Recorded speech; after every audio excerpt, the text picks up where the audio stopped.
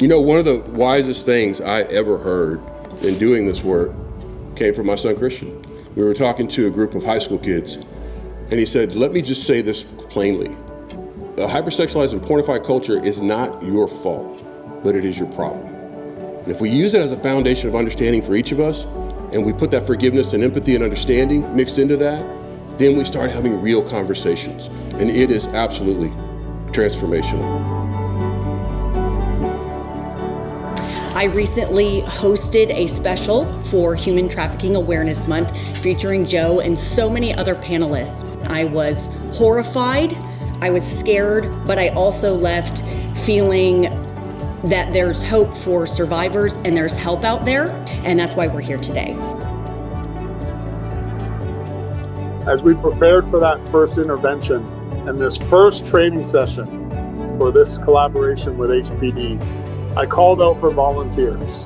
In walked a father and son, Joe and Christian Madison. Having that operation and sitting 3 feet across from a guy in handcuffs at the point of arrest, because he led with empathy and vulnerability, I am to this day grateful that he started talking. Because that empathy and vulnerability that I heard over and over the next 4 or 5 guys, 3 of them said, I'm glad I got caught, I need help. I have a question for you with a mindset of context, okay? Has anybody ever held warm feces in your hand? Let me ask another question. Anybody in here ever own a dog? Do you understand the first question better now when I ask the second one? Yeah, because some of you are terrible people who don't pick up after your dogs, but everybody else understands context matters. It's pretty disgusting and disturbing to a lot of people to talk about working with buyers, the people who buy sex. We have some bristling and cringing until we provide more of that context. We work with the buyers so that we can stop them from ever purchasing another person again, and then stop the victimization of the people who are being harmed. You see, we talk about a world, changing the world of trafficking and stopping it. It's not about the world, it's about the one. When we get better at loving others, loving ourselves, and finding a way to connect with them in a genuine way, we're able to begin that restoration. Change that buyer's heart and you stop human trafficking. But nobody's talking about one of the greatest sources of that issue. It's pornography. If you could open up your impact report, some of you will find a red piece of paper in there. If you have one, hold it up. That's over half of the people in here that have one. Divorce attorneys started looking at a trend. They noticed over 56% of these marriages were ending because of a pornography addiction or something that was in their relationship that was related to pornography. You saw all those cards that went up. That's a scary number, but the scarier number is that's 20 years ago. The conversation about pornography isn't about shame and wagging our fingers. It's about a greater understanding of the culture that we're in and how we're all immersed in it, and having some of that empathy and vulnerability that Bo showed that very first day. My husband, Rob, grew up at a time when your first Playboy and your first porn was just a rite of passage, right? But what I explained to my husband, because he really didn't understand this, I was like, it's not Playboy anymore, Rob. It's so different. The average age of exposure to pornography is 9 years old.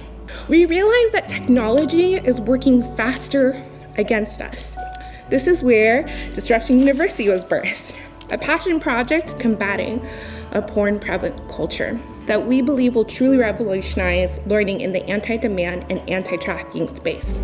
It allows you to open up yourself to conversations that you don't think you need to have with your children, and they know more than you realize. We have to talk about it, and this is a great way to do it. They'll be like, oh my God, Mom's talking about sex again and trafficking, and she's gonna talk about pornography. There she goes.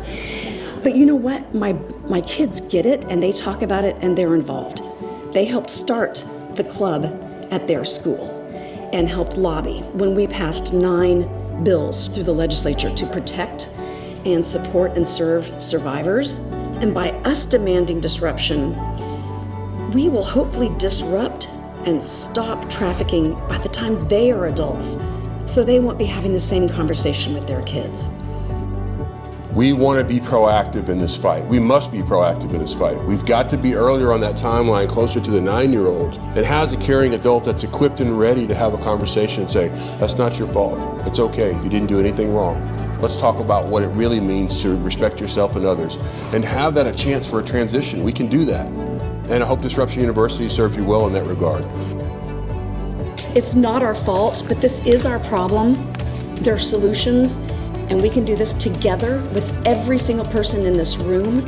Consider your role as a defender, because this movement thrives through people like you.